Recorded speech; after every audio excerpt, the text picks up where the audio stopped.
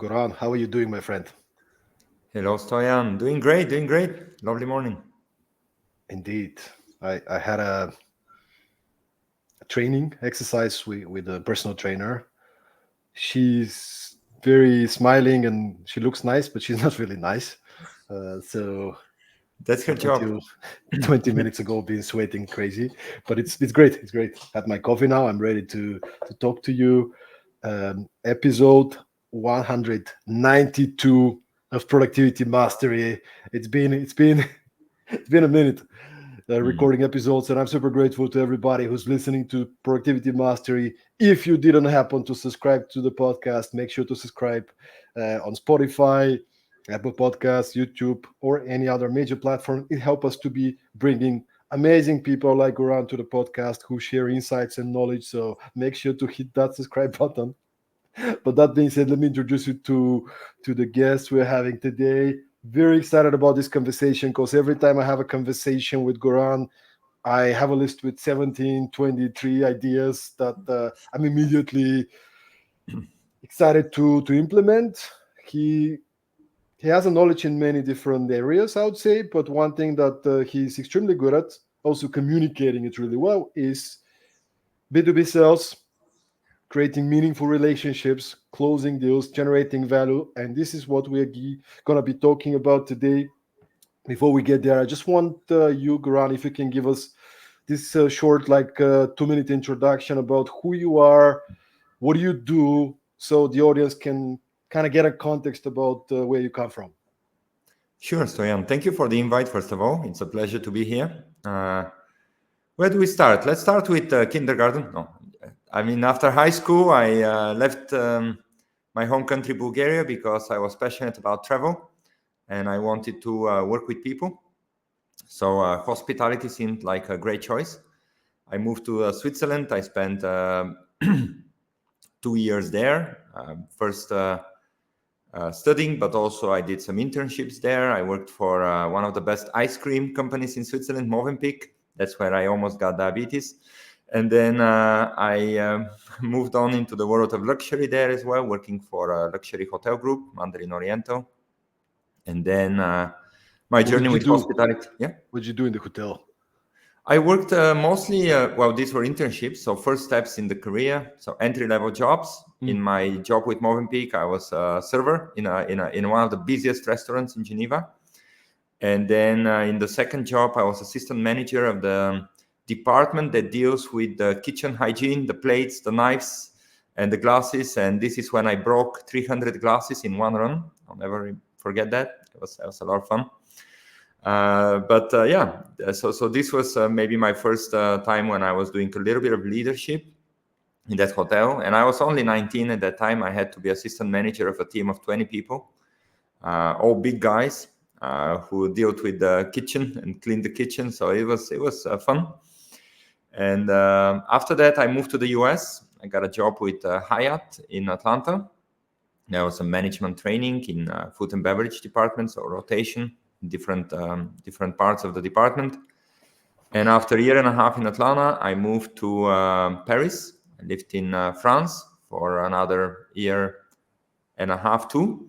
During that time, I was sent by Hyatt to Dubai, so I spent a few months there. This was when they were building the Palm, and this was when 75% of all the construction cranes in the world were in Dubai. So this was a crazy period for the city. They did No. not have GPS. I mean, streets were appearing on a daily basis. So it was quite interesting times to be there, to spend 3-4 months in Dubai. And then after all that time, I decided it's time for me to study again. So I went back into a master's studies in hospitality again. But it always nudged me to learn more about people. So that's when I started doing my research about emotional intelligence. And it turned out quite an interesting piece of work. We later on published it in a few scientific conferences. And it was about emotional intelligence of hoteliers in Bulgaria. I know that our audience in the country is going to be really curious what my findings were, but quite positive, to be honest. Good level of emotional intelligence of our hotelier. Not necessarily understanding that they were practicing high level of emotional intelligence, but already performing at a good level. And then I was invited to start working in marketing for one of the biggest groups of hospitality schools in Switzerland. And then I moved to sales. And well, sales in education is not really sales because you work in admissions. You need to find the balance between finding good candidates and finding candidates.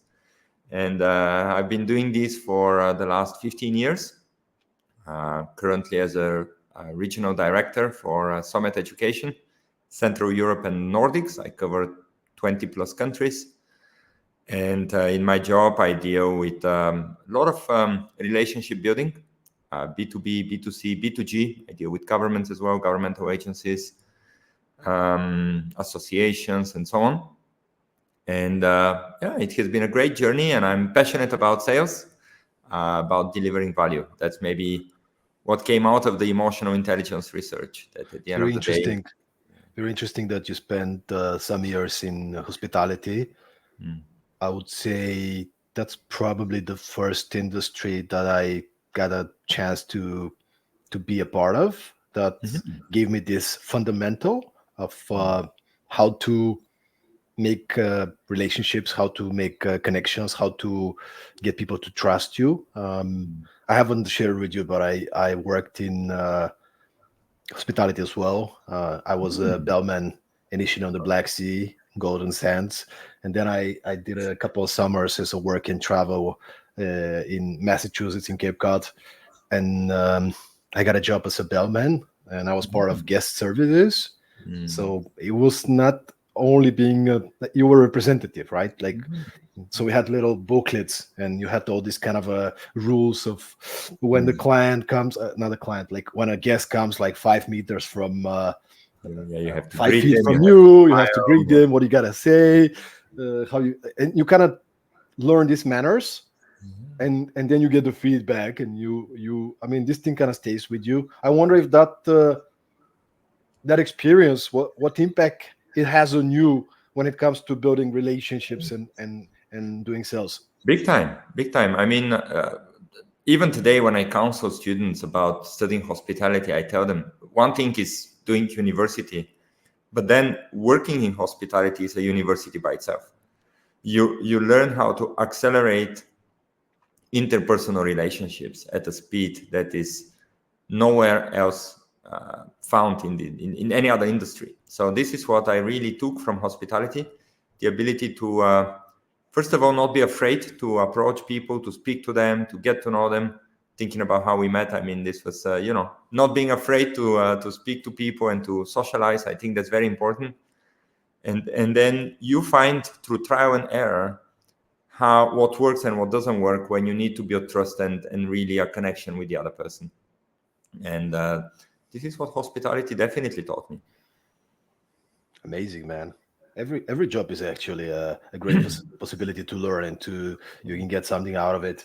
Let's talk about mindset.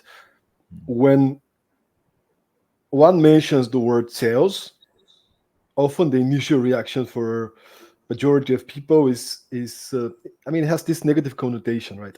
Sales. Ooh, salesperson. Ooh, I don't want to do sales. Like, there's all this kind of limiting beliefs associated with the profession of sales.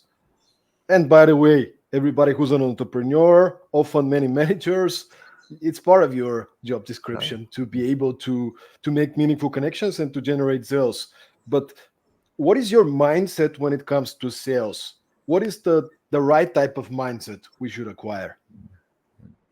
I mean, first of all, yes, when we think about sales, we think about the car salesman of the 90s. They come, they don't stop talking, and they try to sell you something. This is not the case today, definitely. And another point about sales, we think that it's a high pressure job.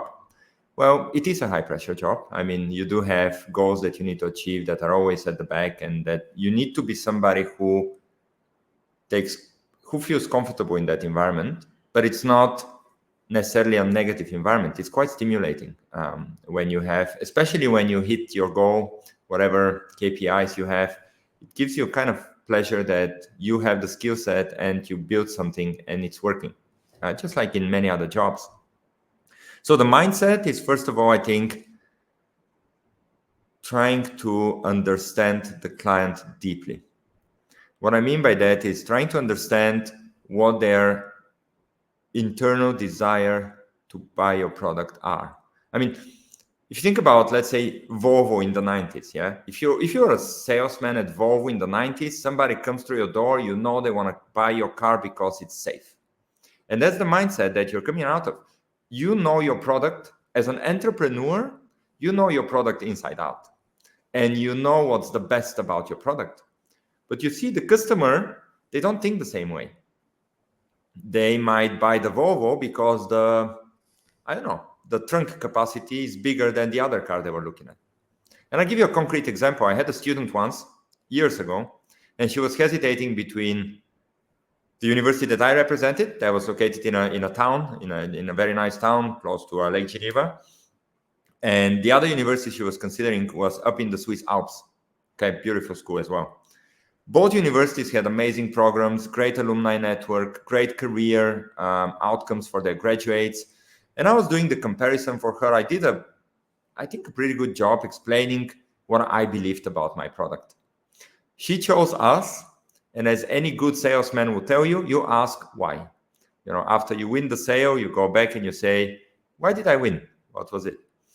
And she told me, Goran, you see how I have this beautiful curly hair? You see, in the other school, they don't have a hairdresser in town. So I need to take care of it every 2 days. So essentially, both were good options for me, but I chose you because there is a hairdresser in town that can take care of my curls. Go explain this to marketing, right? So, but the point is, you need to understand what the customer believes about your product. That's maybe the starting mindset. This is such a good point, man. And when we talk about B2B sales, you can't treat every customer the same way you treat every other customer, right? And those of you listening, I'm sure you're getting some of you tens of messages a day from people trying to sell you some stuff on LinkedIn, if you're on LinkedIn, like with the same old message that's kind of like just copy pasted. Maybe they changed the name, your name and the company name, but that's it. Not personalized at all. So how do you expect to generate results with that, right? No, you can't. I agree with you. I believe in this concept that's called reversed funnel in sales. And this reversed funnel says that you pick a client, a B2B client, you deep dive into who they are. I mean, you need to have a good selection process. You can't chase everybody. But once you pick a client that you want to chase, you deep dive and you learn everything you can about them.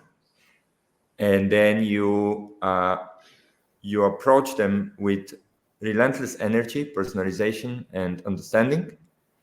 And eventually you win that client. They would become your ambassador and bring you other clients. So they reverse the funnel.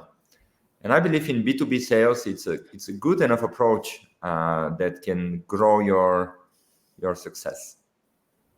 So what you're saying is the mindset is not we need to sell to, the IT industry in this country, but you're like, I'm picking IBM in this country, and then you personalize your approach by choosing who are the potential decision makers that can buy your product or service. And even more than that, yeah. Yeah, go ahead. It's not about the decision makers. Sorry, yeah, please. No, go ahead. Just it's not about the decision makers. It's everything about the company. So let's say you choose. I'll give you an example. Let's say I want to work with a particular education agency in one of the markets because I believe they're doing a great job. So first of all, I do thorough research. Who are the other universities they're representing? What do they do in terms of outreach to their customers? What is the feedback? Probably you can find somebody in your sales network that dealt with a client who was sent by that agency. How was that client happy? What were the services provided? Understand the decision-making process in the agency. So who decides who gets a new contract? What are the politics in the agency? That's even, if you want to deep dive into it, because sometimes there is the obvious choice, the HR manager or the business partnerships leader, but then there are internal spheres of influence within companies that could disrupt what you see on the outside as decision-making process. Then you think about your company and your expertise. Can anybody in your network, within your company and outside of it, introduce you?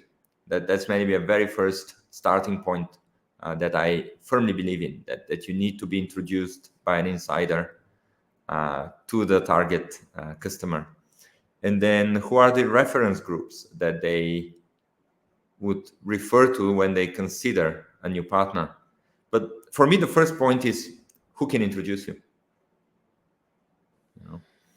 For me, and I can give an example. Yeah, please. You target the company. You know this is the company. This is where it is, and initially you're like thinking, all right, who's somebody who can make a personal introduction to the right people? Our research about when I'm ready with my research and I'm ready to attack, as we say in sales, I would have somebody who can introduce me. And I'll give you an example. I mean, I wanted to, when I took over the Nordics as a region, this was quite recent, late last year. And I wanted to sign a collaboration with a local association of hoteliers.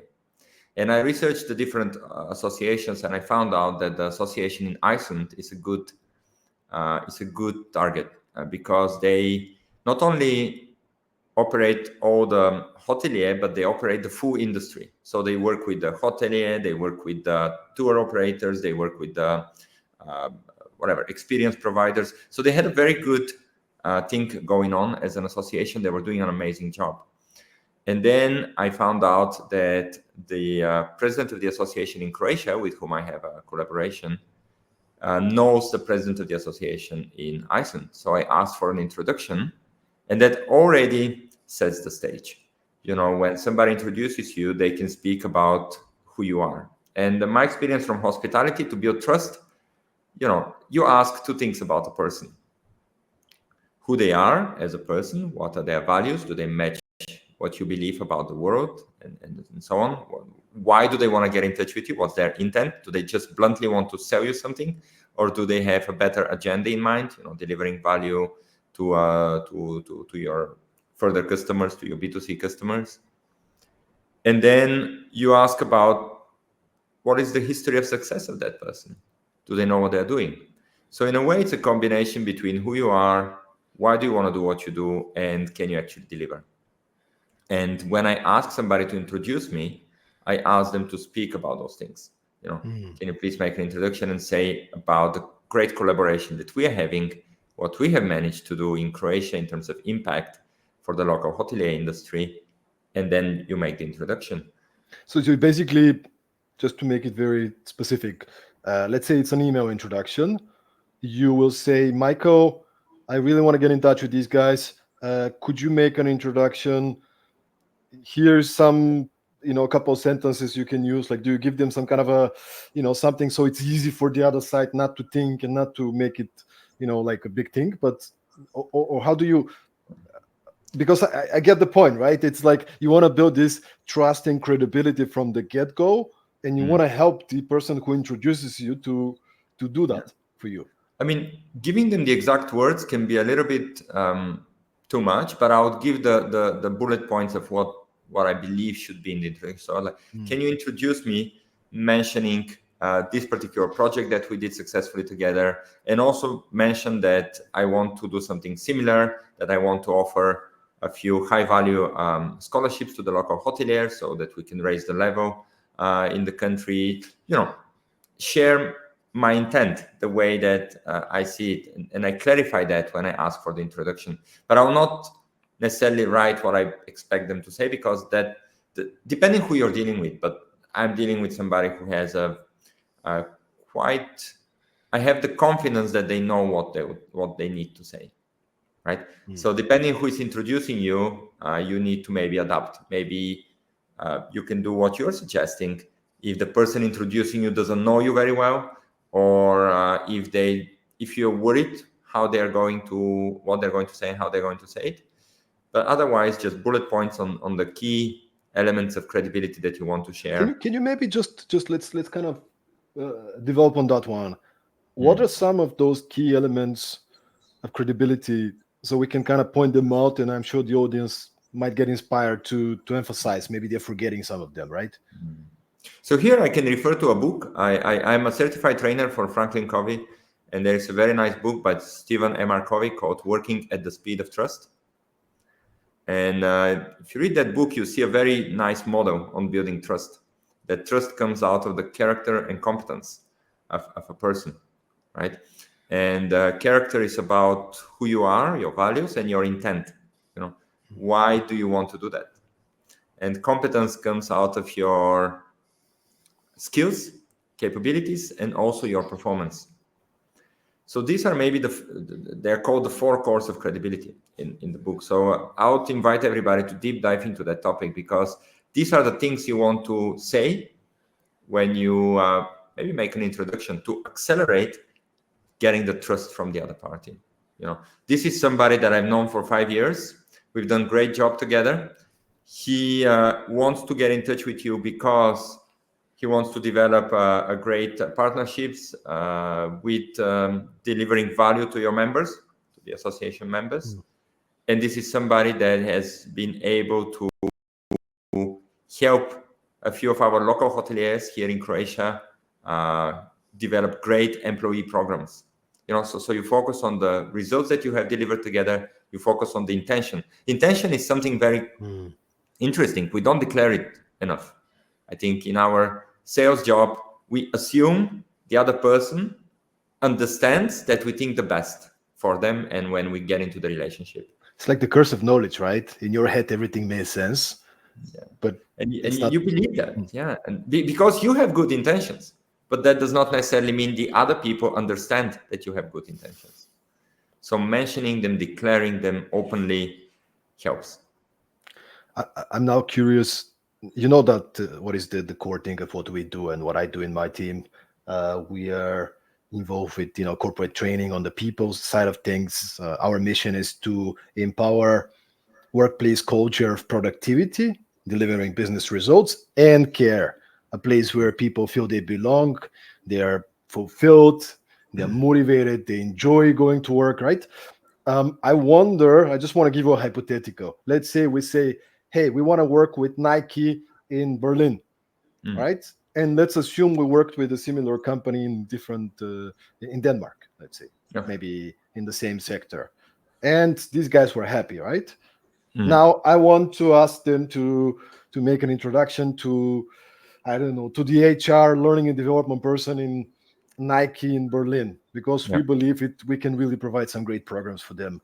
What would be your approach? What do you think should be those points of credibility that I can kind of emphasize on when I request the introduction? First of all, I would stop you at, I want to be introduced to the HR. The first most obvious thing for what you're doing is tackle the HR people. But you understand very often that HR is a facilitator of the process, but not the decision maker in many of those occasions. Any HR managers on the line, please don't get offended. But we know that you're always instrumental to the success of the company, in terms of corporate culture and proposing you to go there and train. But at the end of the day, you need to sit down and really understand who are the decision-making people, who are the departments that would benefit. I'll give you another example. Once I had to sign an agreement, and the obvious thing was HR. I wanted to tackle a B2B client. It was a group of hotels, and we wanted to do a training program for their GMs with one of the universities that I represent. So you tackle the HR person. That's the most logical thing. Later on, I learned that this company, not only HR was not the decision maker, they had HR, they had the senior management, and they had an outside consultant who was helping them develop corporate culture. So it was the outside consultant that evaluated my pitch at the end and had to decide together with everybody else on the final decision. So I think, first of all, getting the right, understanding the politics of the company. And to do this, there are so many ways to do it, right? The most obvious one is research what is available online, but then find an insider in the company that you can talk to. somebody from your network. Very often we underestimate, I mean, in your case, maybe not, but when you work for a big company like mine, we underestimate the power of knowledge that we have in the company. Don't get me wrong. I mean, I'm talking about a company with hundreds and thousands of employees. You can easily kind of through your internal company network, find somebody who knows the client and who can give you insights. Because when you work for a large organization, you have such a big outreach in the industry that for sure there is a colleague who had something to. I did a training recently for a pharmaceutical company, and on the table, one of the people on the training said, I have this client, I'm meeting them tomorrow. Immediately, two people from the training, it was only 7 of us, they were able to narrate for 5 minutes everything about that client. They knew them inside out. So it's very interesting how we have a lot of internal knowledge that we don't necessarily explore when we deep dive. So what you're saying is this could be a contact of mine from university that's working there in a like an entry level, or it could be, I don't know, some other trainer or speaker who did work for them in a different kind of capability, or like could be so many Yeah. uh, places where you can gather some idea about their processes and their decision making. Absolutely. And it might not be that you work for a large company, but you for sure have a large network.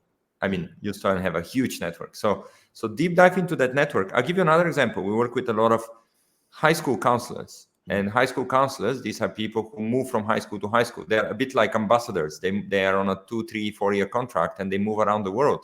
So if I have worked with a counselor in Bulgaria or in Romania and then they move to Thailand, I could give insights about that person to my colleague working in Thailand. So same thing, you might have a person in your network who worked for that company in the past, or so reaching out to your network is a very good thing to do, I would say. But then even that person could introduce you, and then, like we talked earlier today, focus on your intent, capabilities, results. And this could be in the form of a testimonial from another client. This could be in the form of just declaring your intent, what value you want to give to them. But ask somebody to make that introduction for you, because when you do it, people would question. And when it's somebody that they know, it already accelerates that process. That's maybe a first step that I would say is important.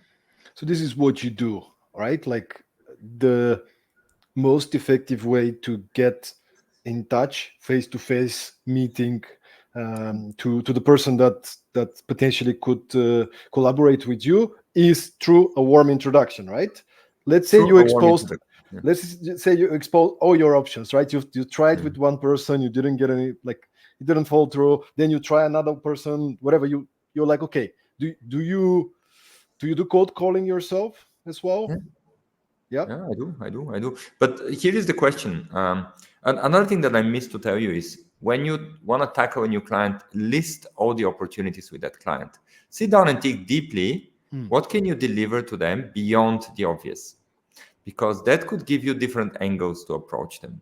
You might say, I want to build a program for the GMs of that company, but at the same time, I can offer something for their entry level employees. At the same time, I can offer them a trip to our campus to see how we teach for the learning manager. So you really see all the angles in which you can collaborate, because this can be basis for your pitch in terms of what value you can give them. Sometimes it doesn't work. More times it doesn't work. Yeah. More often it But is this is a challenging. really good point, man. This is a really good point because especially if you're in the service, kind of industry, like a consultant, or you provide any kind of services. I remember the time I was living in Denmark, and I was in a process of closing down my video production business. So I was both doing, producing videos and starting to build up my consulting and training work. And I met this guy on a business morning network, right? And then he's like, "Oh, you guys are producing great videos. Let's have coffee." And then at the end of the meeting, I closed the workshop with his team, like on Okay. leadership workshop, nothing to do with video, right? Like, but the thing is, I learned that very early in my career that when you win a meeting, it's not about you. People don't like you to go and to tell them for 30 minutes what you do and how cool you are. Mm. Nobody cares. They don't have time. People want to hear what can you do for them. But in order for you to be good in saying what can you do for them, you need to understand them well, right? Yeah. You have some assumptions. Oh, Yeah. this is the Like company, we they do talked this. about, yeah. I can help this, right? But then you ask a lot of questions and you figure out, oh, wait a second, that's not what they need, right? This is what I can offer them that can actually create value. So please talk about it. Maybe let's talk a little bit about how do you handle the meeting then. Yeah, let's imagine you nail that meeting. You A nailed lot the of meeting, right? You yeah, warm introduction, cold. We can go back to cold calling afterwards, but you get the meeting with potentially a yeah, good person that yeah. might need your Very, service. yeah, absolutely. And very often I get in the room and I ask sales managers, what are the stages of a meeting? And they say, of course, warm up, hello, hi, then discovering about each other. Then you'd say, then presenting your product, then arguing your product. That's the beginning of the meeting. You say you just, hey, how are you? Kind of the chit chat, and then you say that's how you start kind of the conversation, So just you to start make the it meeting. clear. Yeah, the usual stages of a sales meeting. You say hi, introduction. Then you have discovery, which is understanding each other, who you are, what you do, what are your objectives, and so on. After discovery, we move into what we call presenting your product, argumenting your product. Then you do handling objections, because if there is interest, there will be objections. We'll talk about that a little bit later, And then after you handle the objections, you kind of agree on the next steps, close the meeting. And very often when I talk to sales managers about this, and I say, what percentage are you going to give to each stage? Huh? And then a new salesperson would say, well, we need to talk about the product. So they'll give 30-40% on the product. And I tell them, no, you need to spend close to 50% on the discovery. And it's very unnatural, because you get into this sometimes silence, you don't know what to ask. And so the key to success here is preparation, of course. Even writing down your questions, even thinking about how the conversation is going to go in your mind over and over, until you have a solid plan how to reach the understanding of the client that you need, how to understand what they believe about your product. Yeah? And it could be a dual discovery. What I mean is that sometimes the client, because they don't know you, they might not even know what they love about your product, but you discover that together in that deep discovery phase. So preparing your questions, open-ended questions, of course, trying to understand what they want, asking for clarifications, all these techniques, they play a huge role to understanding what they believe about your product. Yeah, and what are their pain points?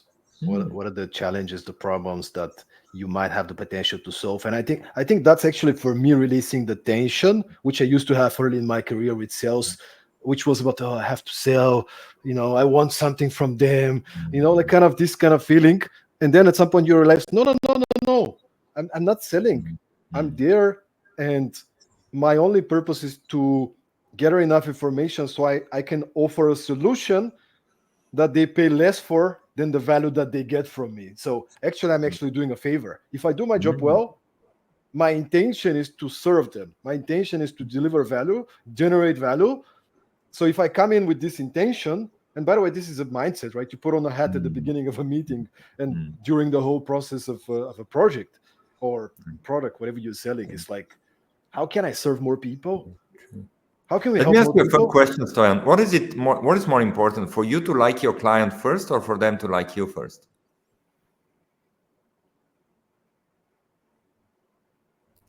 It confuses a lot of people. It Very confuses often me. we'll, I need to think. I need to think. yeah. I guess for them to like what I do. Yeah.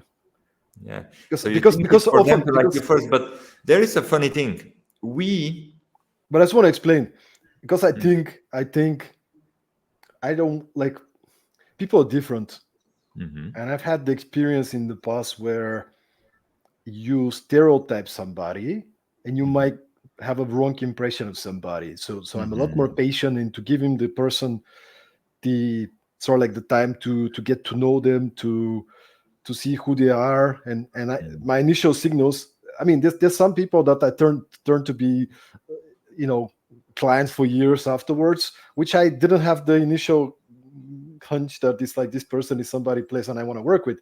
But then after certain time, it's like you get to know them. But this is Mm. just the reasoning behind my answer. So go Yeah, ahead. makes sense. Makes sense. Makes sense for a lot of people. But what I learned from the emotional intelligence deep dive and research is that we send out, we express our emotions very often involuntarily all the time. So if you go into a meeting and you did not put that preconditioning in the first 10 seconds that you like the person, you're gonna make it harder for them to like you back. Just the emotions, the body language, the nonverbals, you need to be conditioned. I love that person because it's gonna make it easier for them to like you back. It's just easier. Hmm. It's a So mental thing. your programming is like Yeah. I'm meeting an amazing person. That's kind of your. Precondition Hmm. yourself. The moment you see them, your first impression, try to say, oh, try to find nice things about them immediately when you meet them. Focus on them. Think Hmm. about their positive intent. Assume that they have positive intent meeting you, right? And then it will be easier for them to like you back. That's one of the first things that I say to salespeople.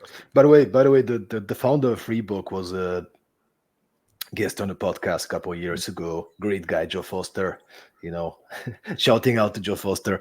Um, and one of the things I remember from the conversation was his tip for making meaningful connections was when you enter any new conversation, new connection, your mindset is this person is freaking amazing.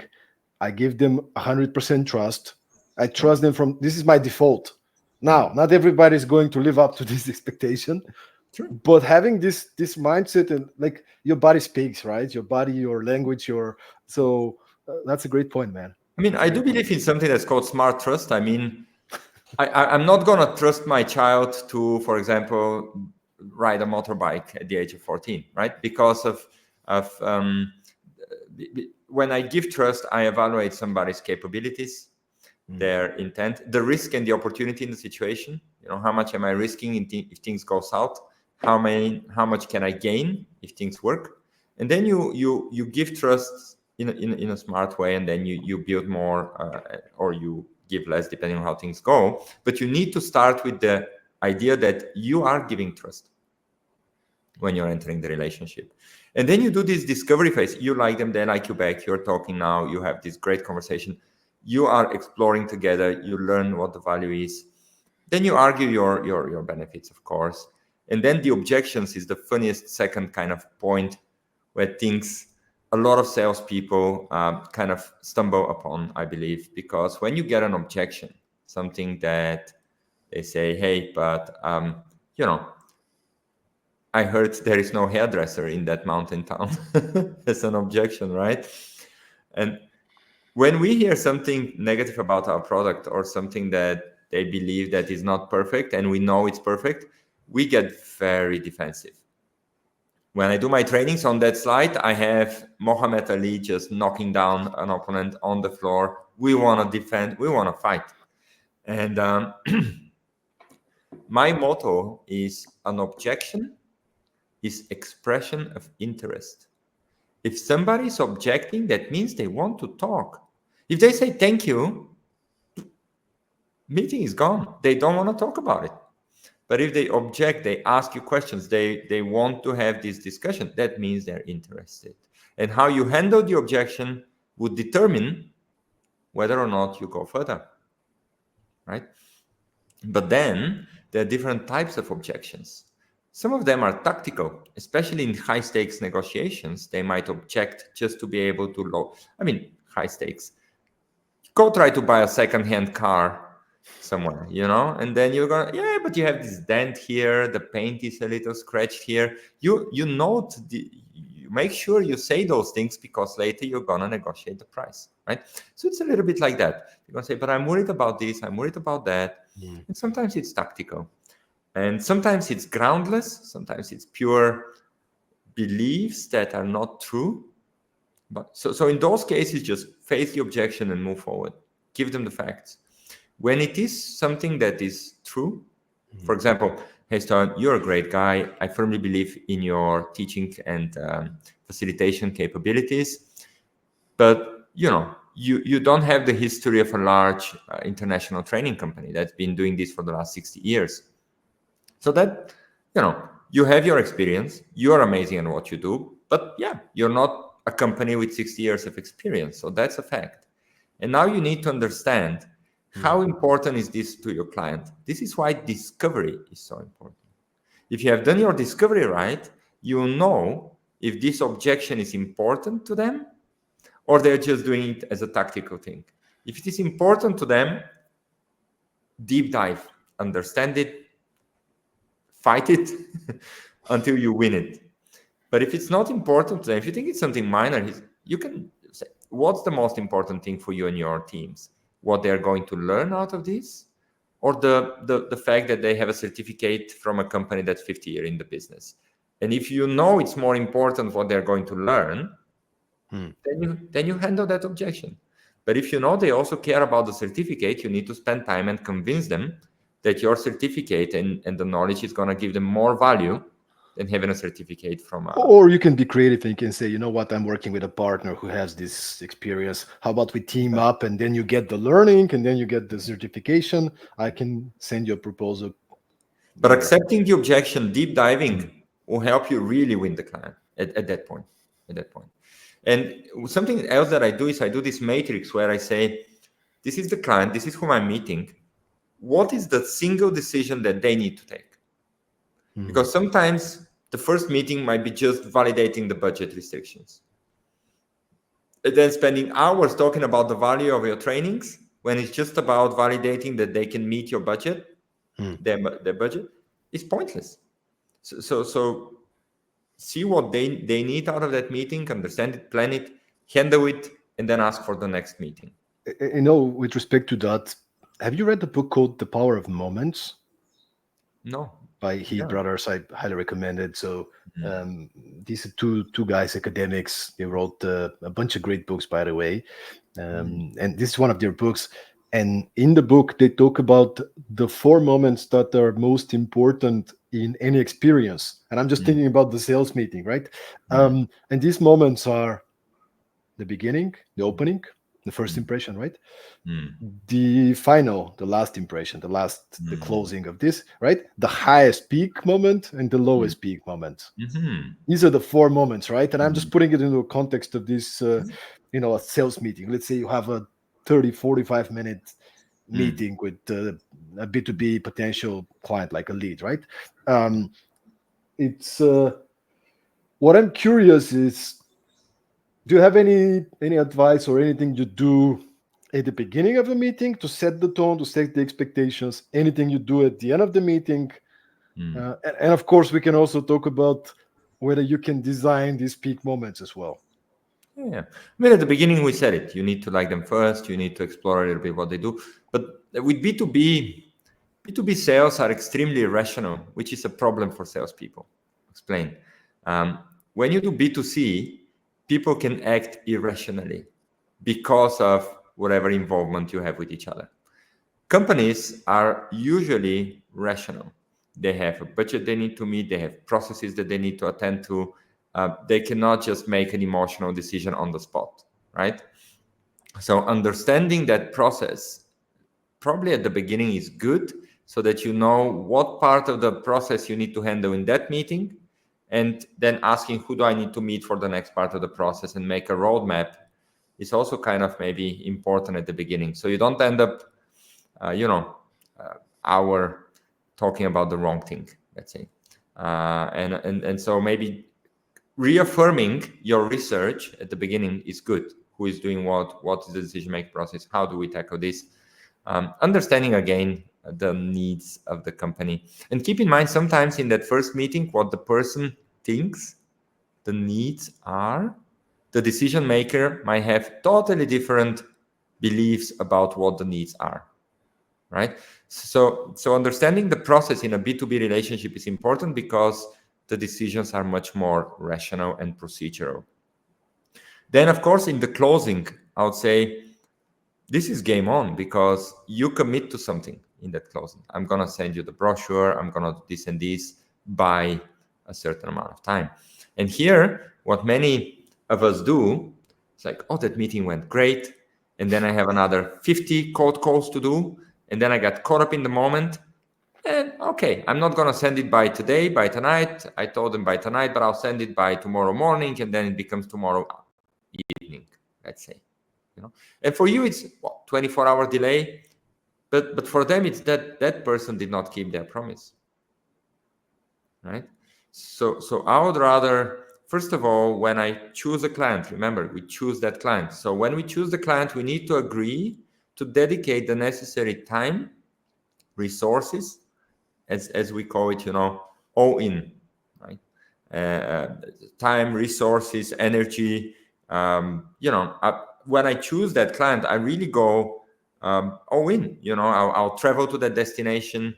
I'll go for the long term with them when I talk about our partnerships, and I'll give them the resources and the benefit of doubt that they need for the relationship to work and to kick off.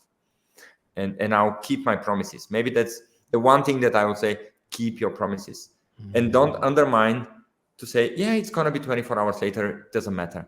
It matters. So then don't promise 24-hour response. Say, hey, I have these other calls lined up. I'm flying back home tomorrow. I will only be able to send this to you by Friday. Is that okay? And then you keep your promise, because you have trust is very tangible. It comes out of what you say and do, and it can be lost very quickly. No, just to add on top of the things that you say, that the simple things, man. This is the simple ethics that you need to have in order to make this first impression. It's not just about the service, the product, but it's about, can they trust you that you take ownership and you deliver on these simple things. So if I can add on top of this, prior to a meeting, have a very clear communication, right? When you're setting up the call, send them the calendar invite. If it's a Zoom call, the links, whatever, put together if there is anything they need to prepare or to check, or if there's like any agenda you want to, during this meeting, this is what I'm having in mind, just structure it a little bit. When a meeting starts, maybe after the chit chat and, the initial few words, the warm up, then you might want to be the person that puts a little bit of frame and say, well, this is how I imagined the meeting to go today. I would like to learn more about, why you took the call. What do you guys need in the moment to hear more about the company? I'll ask you some questions. Then I would like to show you what we have for you, the ideas that we have that we can serve you. This is, and then I just want to ask you, because the meeting we scheduled is until 2:45. Do you have a meeting after, if the meeting goes a little bit and we get creative, like or do you have a meeting and we have to finish? Okay, good. They say I have a meeting to 45. Fantastic. And then again, you're the time manager. You lead the call, right? Or the meeting if you're in person. 5 One minutes thing or I 10 can minutes comment before. here, in B2B and in B2C, I always leave no as an answer.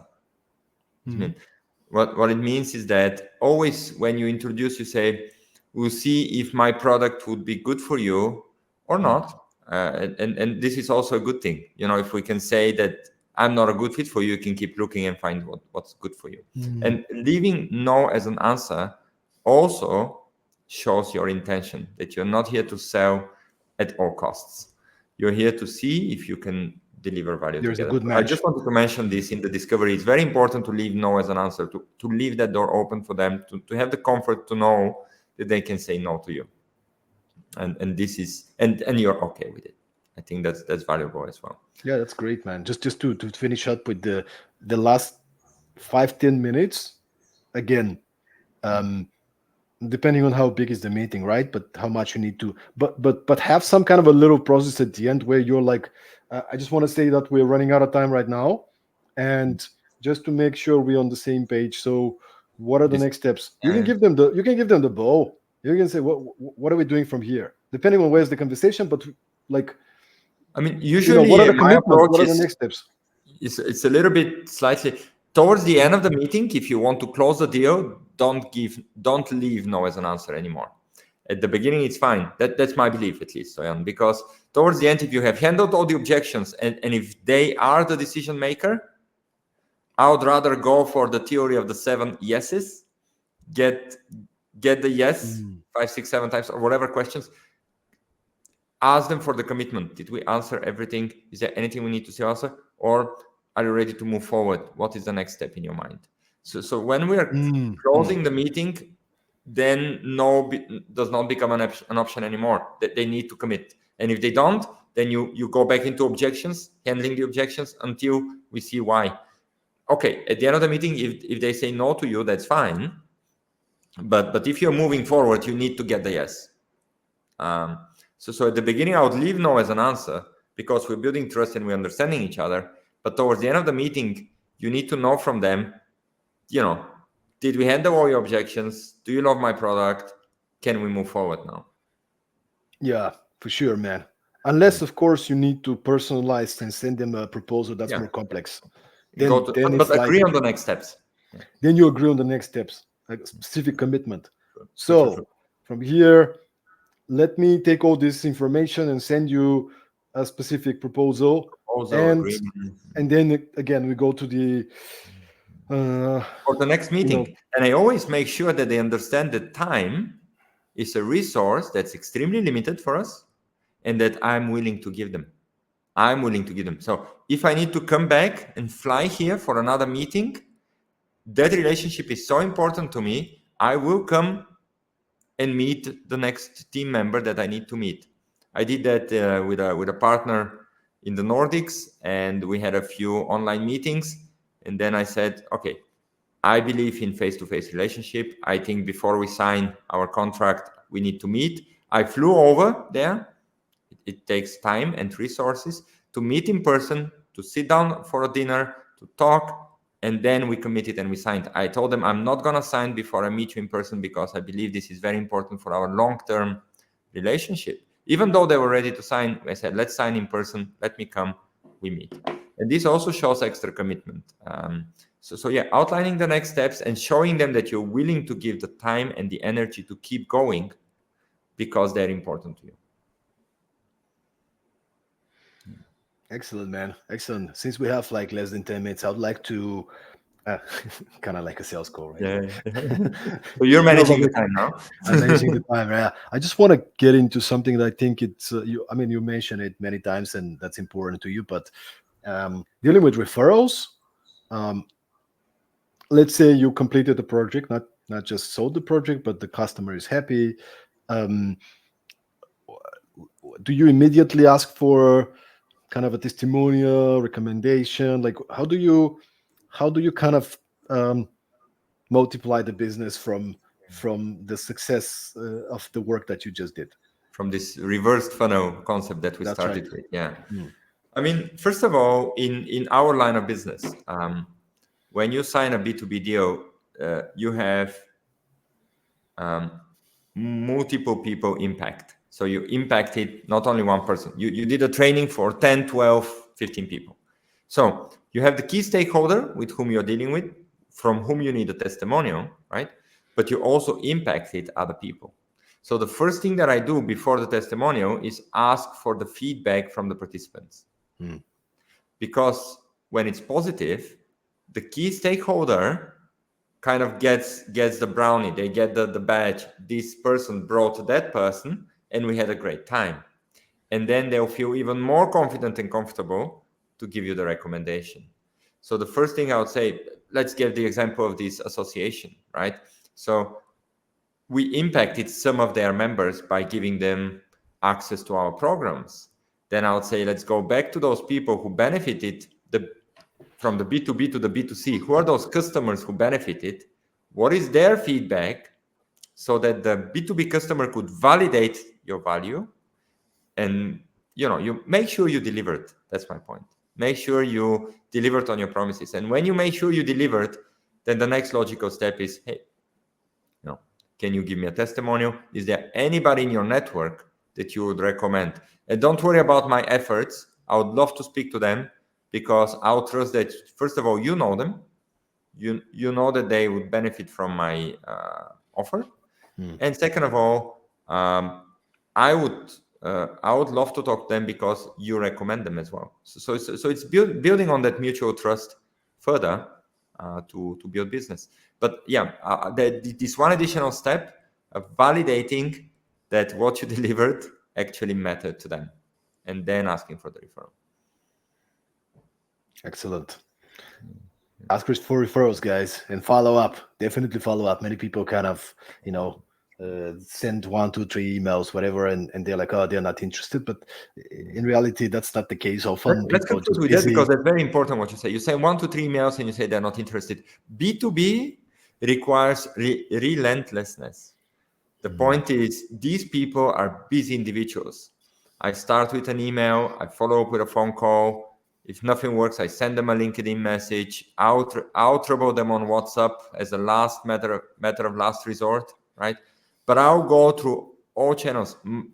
Our principle is at least 4, best case scenario, 6 contact attempts before we give up on a customer, including the recommendations from somebody else, the referrals. So don't give up easily. It's not because they don't like you, it's because they're busy. So is it the point of they're saying I'm not interested? That's the point that you're like, okay, I'm not gonna talk to them now. Yeah, I mean, But before they give you a yes or no, it's actually ethical to keep on following up. keep on going. Until you get the no, all it means is they're busy. If you get the no, don't bother me, then okay. You did a training, virtual training for my team, which was very beneficial, very valuable, which I'm grateful for. And you mentioned, was it Toyota? The like how many touch points, or like maybe you can kind of talk a little bit about that. Yeah, I think they did research about how many touch points with a brand does a customer has before buying a Toyota. And this was done a few years ago, and it came out as something above 400. So somebody would interact with the brand 400 times before making the purchase. And this included everything and anything from seeing a billboard, talking to a friend, driving a car in a test drive, going to the showroom, going to a car show, so many things. And we're conditioned when we have a problem that we need to solve. I'm looking for a car. I'm more tuned to see all the car advertisements, to see all the info about that car. You watch YouTube reviews. So people interact with your brand in so many ways. And yeah, if you need to be part of that touch point at multiple levels along the way, don't give up easily on that. It's just the fact that they're not ready at that moment or that they're busy. We are now as a company considering executive candidates, people who are in the industry, to never exit the pipeline. Why shall we close them as an opportunity? It just means they're not ready now. Right? I mean, if it's a bachelor's degree student, they finish high school, they need to study. Yes, it's either win or lose. But when it's business, it might just mean they're not ready now. Don't close them. Put them 6 months from now to go back to that client. And all this actually excites me even more to kind of promote this idea of you gotta be visible. You gotta be visible. Like think about it, guys. If Toyota needs more than 400 touch points, I mean, if you're in B2B and if you're not actively talking about the things that matter, like sharing valuable information, joining podcasts, being on LinkedIn, because again, we're doing a podcast now, right? One person will see us. Maybe they saw it 3 times this week. It's touch points. And if what we are doing here is something that's meaningful and valuable, people might actually say, okay, for the 3rd time this week, I see Goran, I see Stoyan. Okay, interesting. Let's maybe get this guy on board to discuss this. I mean, you're in the head of people. If you're a founder, right, you have a product. Maybe you're a more technical person, but you got to be visible. You got to go to speak at conferences. You got to do podcasts. You got to, share content. Your company and your personality, you got to be visible. True. And always speak about those 4 cores that we mentioned about character, intent, who you are, what's your intention, what's your capabilities, what are your capabilities, what is your past performance, future performance, expectations. These are the kind of things that people build trust upon. Yeah. Yeah, just mention an example, and then we can kind of wrap it up. The one of the guests of the podcast, Lyudmila Yordanova, is a founder of Planning for the Planet. Um, Mm. great lady. She's just building and going out there. But if you go to her LinkedIn, and I think I need to see how many followers she has now, but it was massive the last time I checked. She's going to all these conferences. She's posting content, but if you go to her profile, she's not necessarily talking about her company and her product. She talks about the mission. She talks about the cause, right? It's about climate change. We need to come together. She talks about sustainability. 145,000 followers, Amazing, right? amazing. Because And she maybe talks here, about the intent, talks about the mission, the cause. nice, nice. And here I would say one final thing: take account of how you're represented across the board. Like when I sign a B2B deal, I go back and check every 3 to 6 months, how are those people representing my product, right? Mm. I want to make sure that they comply with our values, that the relationship is working. I mean, we have trust, of course, but every now and then to make sure that um, in B2B deals, your product will be put in front of the customers by somebody else. So yeah, make sure that this some you check periodically how that works. Values, That's man. Whatever you practical. do in sales, at some point, of course, initially, many founders like, okay, there is a deal, let's take it. But at some point, you start being more picky about your clients. Like, who do I want to work with? Are these people on the same page? Do we have the same values? And when you do sales, always be respectful, always be ethical, never exaggerate, never give misleading information, all these kind of basic things, right? Because even if you don't win this project, doesn't matter. You are true to Do yourself, not and people. compromise your values. Maybe that's a good way to wrap things Mm. up. You know, no matter what, your name would be there in the industry. It's a small world. So the moment you compromise your values, it gets out there, and you always lose, right? So be And in clear some about what your cases, values are. Don't some compromise. cases actually saying that you cannot serve this customer in this specific time because it's beyond your field of expertise or capability, and then you recommend somebody who can actually help them, could be the best thing to do. Yeah, that's building your name. Yeah, absolutely. Amazing, Goran. It's been such a pleasure having you, brother. Likewise. So just to give you the floor a little bit to maybe share what's your focus these days for everybody listening. Maybe if they enjoyed listening to you, learning from you, how can you serve them? Thank you, Stoyan. Well, I'm involved in a lot of things. I have an entrepreneurial mindset with a corporate twist. So I work always in the corporate world, but I also like to be involved in entrepreneurial projects. So on one side, of course, if you live in Central Europe or the Nordics and you are looking for education in the world of hospitality, I'm your person. I would love to assist. But at the same time, I love to do corporate trainings in the field of sales and leadership globally. I've been involved in doing such trainings with Franklin Covey on the seven, the book, The 7 Habits of Highly Effective People. There is a very nice training on that. I'm also certified to train on the 4 essential roles of leadership. This is a topic I'm passionate about, leadership in general.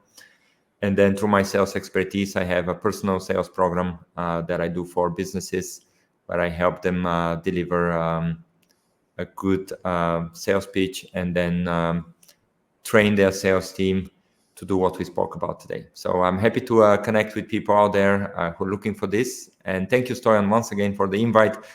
The time flew by, and it was really a pleasure to talk to you. The pleasure was mine, man. And thanks everybody who joined us today or he was listening to the podcast later on the recording.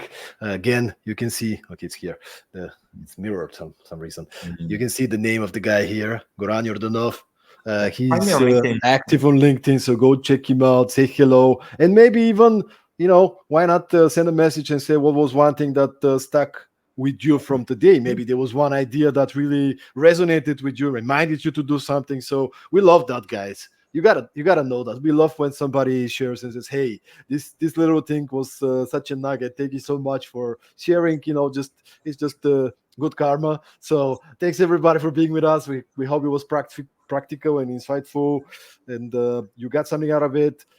Once again, if you enjoyed this episode, there's 100 91 more episodes with incredible people like the president of Starbucks, the founder of Reebok. Guy Kawasaki was recently on. There's a bunch of great episodes. I hope you enjoyed this one. Make sure to subscribe on your favorite platform, Productivity Mastery. And we're going to keep bringing you amazing people like Goran and talk about things that matter in the world of leadership and business. Thank you so much and see you once again at the next episode.